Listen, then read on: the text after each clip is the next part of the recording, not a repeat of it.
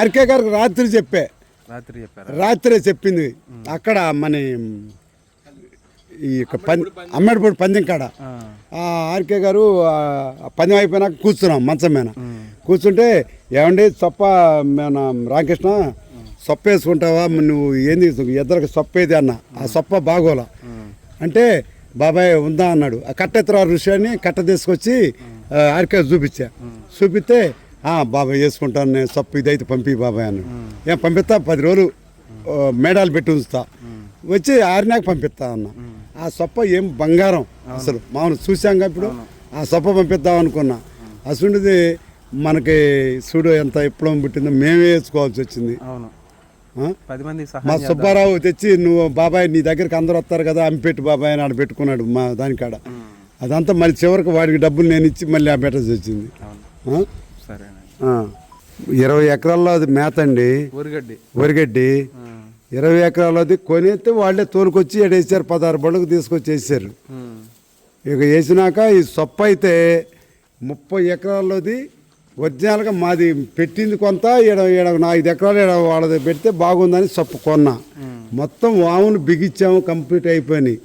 ఎండాకాలానికి ఒక వాము వేసాం మళ్ళా అది వేసింది అది ఏరేది 30 ఎకరాల సంబంధం లేదు ఆ ఎండాకాలం వేసిన దానికి యువతలానికి ఆ వామి ఎండాకాలం మేపుదామని అది వేసాను మళ్ళా 4వ వామి వేసిన తర్వాత ఇవాళ మిత్రమేయంగా గాలి సుడిగాలి టైపులో వచ్చింది మంటతోటి వచ్చింది. ఖచ్చితంగా 2:30 నేను వాంకాడే ఉండా ఇక్కడే ఉండా మామూలుగా కొట్టంలోనే ఎదురుకాడే ఉండా వాడు అబ్బాయి అవతల మావాడే మిరగాయల కళ్ళం కాడ ఉన్నాడు ఆధారి పక్క వాడు చూస్తానే ఉన్నాడు. నేనైతే మంచమానికి వచ్చి అప్పుడే వచ్చాను బాబాయ్ తగలబడుతుంటే వచ్చాడు. నేను అది దరిపోయేసరికి నా చెప్పులు ఇడిసి అసలు మంటం పైకి వచ్చేసింది. అవంతన మాది ఎటు నుంచి రాల నిప్పు మా దొడ్లో అసలు నిప్పే లేదు అప్పుడు ఏమి లేదు షెడ్లో అసలు లేదు. అప్పుడు పొయ్యిలన్నీ ఆరిపేసే ఉంది పొయ్యిల కాడ ఎంత గాలి వచ్చినా ఏది వచ్చినా సరే రవ్వ అంటూ అదరికి పోవడానికి లేదు. ఎందుకంటే రేకులేసింది మాది రేకులేసి బాగా ఇట్లా రేకులేసి పెట్టేసింది అది బాగుంటుంది ఆడ సైడ్ మొత్తం గోళ్ళ కట్టి ఉంటుంది రేకులేసి ఉంటుంది. అసలు నిప్పు అనేది పైకి లేవటం అసంభవం ఆడ అసలు అది అందులో ఆడమట్టుకు ఏమి లేదు అసలు అదేంది నిప్పంటూ లేదు. నేను పోయి మళ్ళీ తర్వాత పొయ్యిలో నిప్పు ఏమైనా ఉందని చూస్తే అస్సలు లేదు. వాములు దారిపెట్టేటప్పుడు చూస్తే నిప్పు అసలు లేదు మామూలుగా ఉంది. పొయ్యి ఉలవలు ఆరబోయటానికి మా వాడు కోటి పోయాడు అప్పుడే జరిగింది ఇది. ఉలవలు ఆరబోయటానికి వాడు పోయాడు ఇటు అటు సందీప్ పైకి ఎక్కుతున్నాడు నేనేమన్నా ఆడ మంచమైన మామూలుగా అక్కడే కూర్చోనండ వాళ్ళు అప్పుడే వచ్చింది. నిన్న పందానికి పోయాం కదా ఆ పందెం చూసుకొని వచ్చేసరికి పొద్దుపోయిందని పొగులు నిద్రపోవటానికి పోయారు. నేనే ఉండి వాటికి మేత వేయటం ఆ పని చేసి కావతం ఇంకా టైం ఉందిగా 2:30 కదంటే 3:30 కట్టేసి బయట అని మామూలుగా కూర్చున్నా. ఆ దరి గోడమిటి పోయి కూడా చూసి వచ్చి అప్పుడు గాలి బాగా తోలుతుంటే ఏదో గాలి బాగా తోలుతుంది వాముల వరకు ఊగుతున్నాయి అని అటు చూస్తే అంత గాలి విపరీతమైన గాలి సుడిగాలి టైపులో వచ్చిందనమాట. ఇక ఆ గాలిలో వచ్చిన నిప్పు నేను యువతల రాగానే ఆ గాలిలో బాబాయ్ ఆడ నిప్పు పడి మండుతుంది బాబాయ్ కొద్దిగా వాడు ఆవుతున్న కనుక ఆ పట్ల వాడికి అంటే ఉపాయం రాజు వాడికి ఆదుర్దతోటి బాబాయ్ నా దగ్గరకు వచ్చాడు. రాకుండా వాడు కనుక అట్ట కనుక పడి కనుక కొట్టినట్టయితే మొత్తం ఆగిపోయేది అది అన్ని ఆ రవ్వ అనేది ఆగిపోయేది. ఆగకుండా వాడు నా దగ్గరకు వచ్చేసరికి తిరిగి రావటం ఒక 10 సెకండ్లు 15 సెకండ్లు పట్టుదు కదా. నేను పోవటం మళ్ళీ 10 సెకండ్లు బట్టి ఆ పోయేసరికి నేను పోయేసరికి నా మీదకి ఈ ఎగరపడుకుంటా వస్తుంది నిప్పు బాగా ఎండ మంచి ఎండ టైం. కాకపోతే ఎత్తుండే ఖచ్చితంగా 15 సెకండ్లో లారీకి పట్టుకుంది. ఇక అదే లారీకి 50 అడుగులు మంట 50 అడుగుల్లో ఉండదు. అసలు ఎమర్జెన్సీగా 15 సెకండ్లో లారీకి పట్టుకుంది. లారీ తీద్దామంటే లారీ ఎక్కి కూడా డ్రైవరు అసలు అందరం ఉండాము లారీ ఎక్కి కూడా తీద్దామంటే ఆ లారీ మంటలు వచ్చేస్తే లోనకు కూడా యాపిచ్చేసినాయి మంట. అసలు ఏమి వాడికి కాలాడక అసలు దిగే అవుతున్నా. ఆటో అవతలగా ఉంటే ఆటోకు సంబంధం లేదులే వాములు అవతలగా ఉంటే ఆటో ఇంకా తెడంగా పెట్టాము. ఇక అది జరిగింది. లారీలో ఉన్న కాడుమానులు వస్తువులు అన్నీ తగల అసలు నిన్న పందానికి పోయి బలిపురం పందానికి కొట్టించాం కదా. పందెంలో 2 కాళ్ళు ఉన్నాయి ఆ పెద్దకాడి వీటికి వాటికి 2 కాళ్ళు ఉన్నాయి. నిన్నే వేసుకొచ్చింది ఆ కాడి కూడా. బొత్తు సాంబశివరావు గారి కాడి ఉంటే ఆ కాడి బాబీ మనకి వేసాడు లారీలో. అది తీసుకొచ్చాను.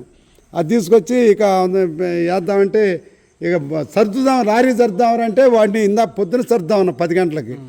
మా పెద్దనాన్న నేను ఇంటికి వచ్చి ఉలవలు పెట్టిన తర్వాత నేను మొత్తం సర్దుకుంటాను. లారీలో సామాన్ అంతా సర్ది లారీ ఊడ్చి కింద ఊడ్చాడు, చెత్త అయితే తీసి మేట్లు అయితే తీసాడు, సామాన్ తీలా పైన అసలు పైన అసలు ఏమీ అంటుకోవాలా.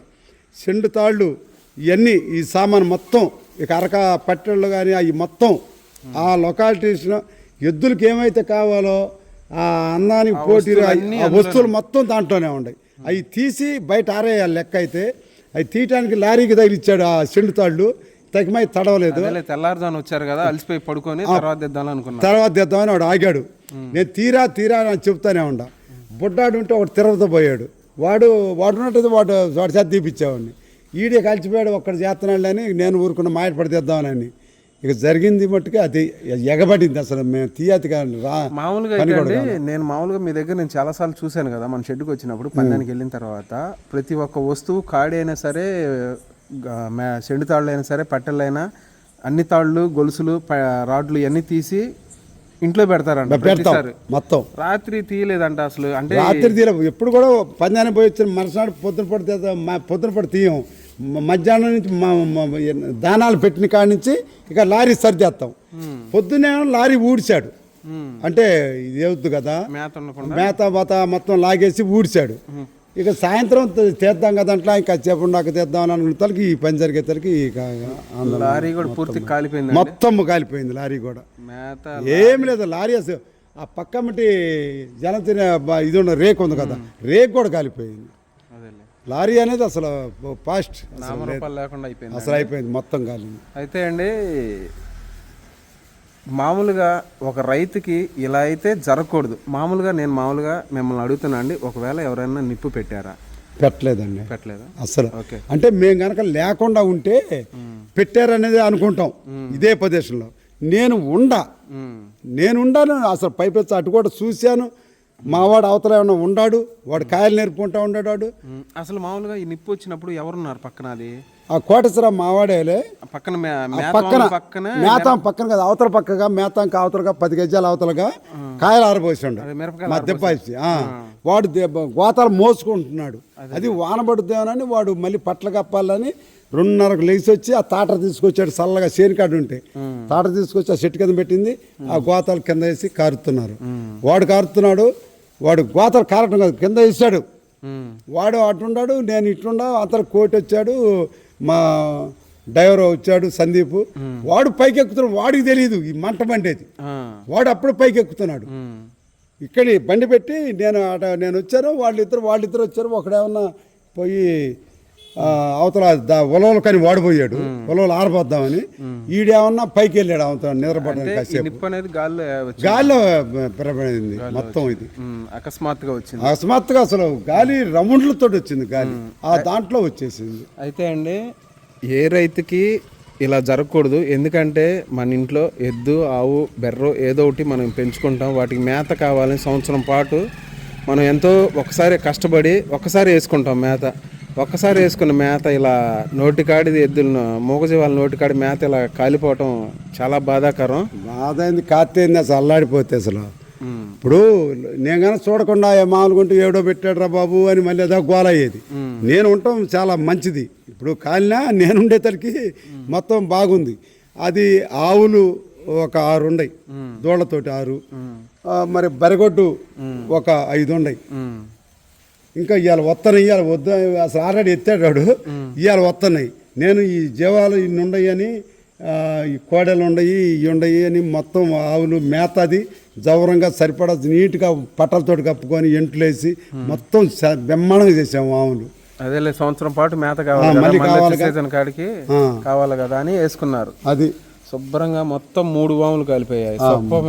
సొప్ప 2 వాములు కదండి? అవును, మేత 2 ఆవులు, మేత ఒక మొత్తం పెద్ద వాములు అండి, మొత్తం కాలిపోయినాయి. పెద్ద వాములు ఏనగాములు అయితే మామూలుగా. చాలా మంది రైతులు మేత వేసుకుంటారు కదండి, వాళ్ళకి ఏమన్నా మీరు చెప్పాలనుకున్నారు ఈ ఎండాకాలంలో? జాగ్రత్తగా ఉంటుందనండి. ఏం చేస్తాం మనం, ఎంత జాగ్రత్తగా ఉన్నా కానీ ఇట్లా విప్లవం జరిగినప్పుడు ఏం చేస్తాం. అకస్మాత్తుగా జరిగిందని జనాలు చేసింది కాదు. ఇప్పుడు ఎవడ ఊరు మొత్తం వచ్చారు, అవును, వచ్చి ఊరు మొత్తం చేశారు, కనపడుతుంది కదా, పైపులు పట్టుకొని మొత్తం అసలు ఊళ్ళో అసలు ఒక్క మగాడు కూడా లేకుండా మొత్తం వాంకాడే ఉన్నారు, మొత్తం చేలోనే ఉన్నారు. చూసావుగా. అవును, చూసారు కదండి. ఏ రైతుకి ఇలా జరగకూడదు. కాకపోతే ఏం జరిగిందో మీరు అడుగుతారు కాబట్టి లక్ష్మీ చౌదరి గారిని రిక్వెస్ట్ చేసి ఈ వీడియో అయితే మీకోసం పెట్టడం జరుగుతుంది. ఇలా జరగకూడదు, రైతులు జాగ్రత్త పడతారనే కారణంతో ఈ ఒక్క వీడియో మీకోసం అప్లోడ్ చేయడం జరుగుతుంది.